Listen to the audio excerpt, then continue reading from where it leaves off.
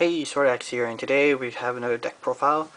This time we're going to do the new Megacolony G supported stuff, so it's mostly all G stuff. So yeah, the deck is pretty fun, really annoying if you're playing against it, and pretty fun when you're playing with it. So a lot of people got that opinion when they start using this deck. So anyways, let's get started with the deck profile. Okay, so for starting Vanguard, we play Young Executive Crimebug. He's the new starter for the G stuff, the G-Megacolony stuff. This ability is pretty good. Generation Break 1, put this unit to your soul, choose one of your opponent's rear guards, rest it, and until the end of the turn, that unit cannot intercept, and that unit cannot stand it into the next, opponent's next stand phase. So, basically, stunning your opponent's rear guard, basically, and they're adding something new to it now that your opponent can't use it to intercept anymore, which is pretty interesting. And yeah, so yeah, your opponent can't just throw away their card by intercepting now, so force them to actually recall something on top of it. Either way, you're losing it, so I guess it's just prevent your opponent from having guard options, so they're forced to guard with cards in their hand and not just intercepting. So yeah, he's a good starter for the new G stuff. Okay, for grade 3s, for Intimidating Mutant Darkface, he is the new generation G boss of Megacolony. His ability is Generation Break 2, Soul Blast 2. When your opponent calls a unit into the rear guard circle, pay the cost or rest that unit. So basically, you're negging your opponent an attack for the turn because they're obviously resting it when they're calling it. So yeah, so this is pretty interesting because it's all about soul blasting. So you gotta be soul charging a lot for this deck in order to use it multiple times. It's an all ability too, so when your opponent places something, you can pay it right away. So that just annoys the hell out of your opponent because they just lost a potential attacker or booster. And then his on-strat ability is Counterblast 1. When a G unit strats on top of this unit, pay the cost. Choose 2 of your opponent's rear guard. So you have to choose 2. It doesn't say up to 2. You have to choose 2. And rest them. And then they get the ability that at the end of your opponent's turn, if they're still rested, you can draw a card for each rested unit rested by this ability. So at max you can draw 2 unless they call on top of them, and then they can't stand next turn. Yeah. So basically, not only that, this also gives you draw power too, which is weird because like with machinings, when I play machinings, it's not a lot of draw power except for the draw triggers. But now like we have a bunch of G-Megacolony stuff has a lot of draw power now if you manage to do it. So yeah, it's a pretty interesting card, and the sun is out. It's like, wow, okay, yeah. So yeah, pretty interesting boss. I like the boss because it gives you draw power and auto rest your opponent's rear guard when in Generation Break 2. So yeah, cool guy. Oh wow, actually getting bright. Next, I run 2 Warsickle, Machining Warsickle. He's just a good backup to have because he's a limit breaker, so he's not bound by any like grade 2 games. So this actually forces your opponent, if they're playing the grade 2 game, to actually ride the grade 3 unless they don't have to. So they have to if they need to. So they have to attack with their Vanguard. They have to ride the grade 3. Yeah. So limit break 4, Counterblast 2. When he attacks and the attack doesn't hit, stun the Vanguard. That's basically it. Simple as that. Great guy. And then his second ability, which you're not going to be using much because it's not machining, is Counterblast 1 Machining. When this unit is placed on rear guard, choose a machining from your soul and call it as rest. Again, you're not going to be using that second ability much because this is not a full machining deck. So yeah, you're just using it for his limit break 4, which is stun the Vanguard if it doesn't hit. Then lastly, for my grade 3s, I run 2 Cyclomatooth. He is the break ride. So ability is limit break 4. When a Megacolony unit rides this unit, you give your Vanguard plus 10,000 power, and then you rest all your opponent's rear guards and all the rest all your opponent's units, including Vanguard, and then all of the units can't stand next turn. So again, another thing to play against the grade 2 game. So forces your opponent to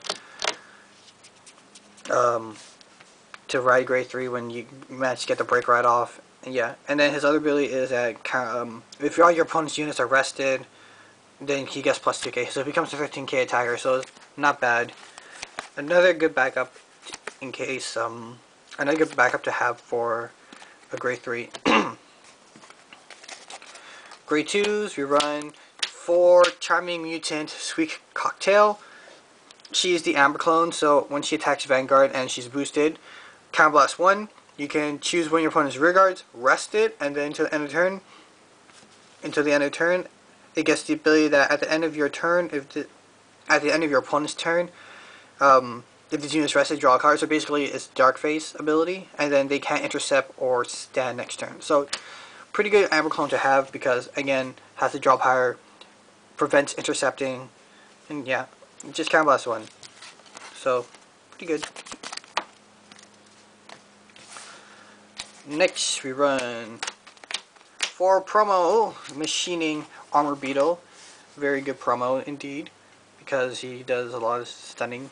So his ability is that when he's placed on Vanguard or Rear Guard, you choose one of your, and you have a Megacolony Vanguard, you choose one of your Megacolony Rear Guards, put it into your soul, and then you choose one of your opponent's Rear Guard, and they can't stand next turn. So you basically stun your opponent's Rear Guard for by soul charging a Rear Guard. He's not bad. He's good because he helps fill your soul, but you're not really plussing on the field because if you're putting him in the rear guard, you're putting something into the soul from the rear guard, so you're not plussing your field. You're just neutral. You're neutralizing your field. So yeah, but he's a good card because he just stuns. The only problem is they can't intercept. That's the thing. Old Megacolony stuff right here. Last for grade 2s, 3 Machining Papilio. She's just a really good card because you just place her on rear guard and place her on the rear guard and you stun something for free. Like, that's it. So yeah, pretty good. Wouldn't run more than 3 because she's only an 8 hit body. She'll be a pain to ride, and you're losing the option to use her rear guard ability because it is only a rear guard ability. So yeah, so 3 of her because you're trying to avoid riding her. But she's still good because on rear guard, again, just stun the rear guard for free. For grade 1s, 4 of the Striders. So basically they're just Striders. Pay the cost for stride. That's it. Nothing else more. We run 3 Machining Mosquito. This is when placed on Vanguard or rear guard, soul charge 1.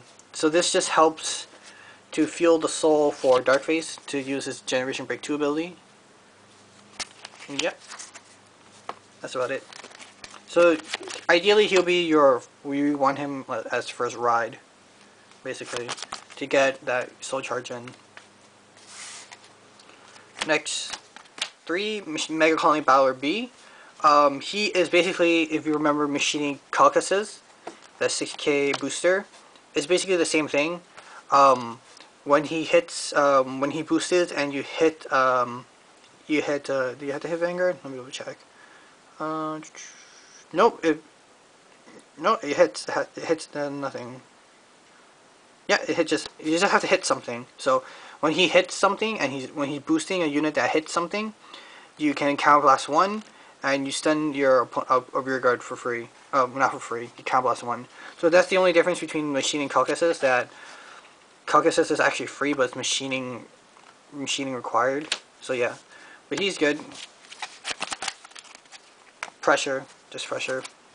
And then finally, 4 G Perfect Guards because you need the unflips because it's pretty Counterblast heavy, and then 1 SP because bling, 1 SP. So yeah, 4 Perfect Guards because Perfect Guards are Perfect Guards.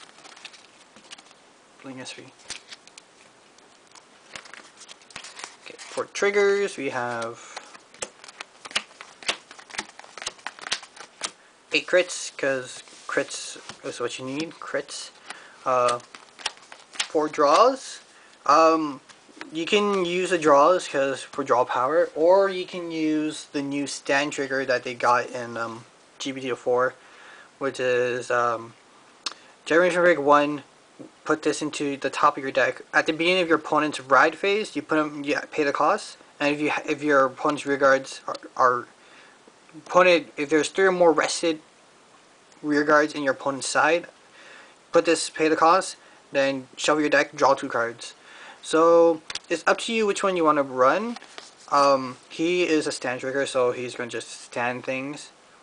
He does get you +2, but his ability is Generation Break 1.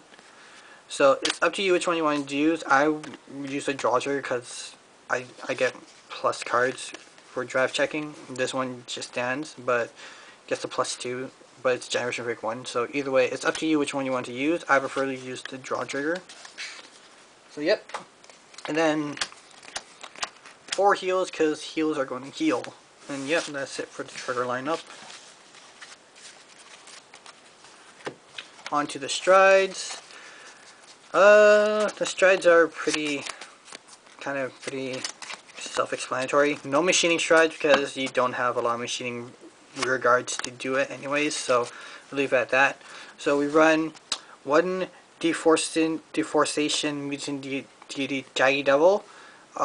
Just 1 because he's that 1 stride you kind of need in case you don't have the ideal field for the other stride, which I'll speak about later. But on hit, choose a rear guard, front row and back row rear guard your opponent's side and stun them. Basically, that's it.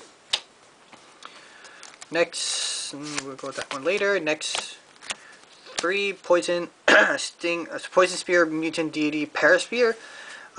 He is on stride. When you place on Vanguard, rest all your opponent's units, and if the number of rested units is 3 or more, you draw a card and gets +5. So yeah. This is the card I was talking about. Instead of running 4 of him, I run that 1 of him and 3 of these guys because you need your opponent. You need 3 units. Yeah, 3 units on the field in order to activate in order to draw the card and get the +5. And in some of the games I played, when I stride first turn, they don't actually have 3 units on the field, 1 or 2 at most. So that's why I run him, just in case I run into that situation where they don't have the full field, 3 units on the field. So yeah, 3 of him. He's good because he draws a card, so plus more draw power, so pluses. Yep. And finally, 4 Stun Beetle. Because he's basically like amazing if you actually manage to get it to hit. I only got it to hit once. But yeah. Ability is Generation Break 2, Counterblast 2, Persona Flip. When he hits the Vanguard, pay the cost. If you do, your opponent cannot stand, and your next turn, and your opponent cannot ride their Vanguard. So you stun the Vanguard, and you can't ride, which is pretty good if you manage to hit 4 copies, just in case.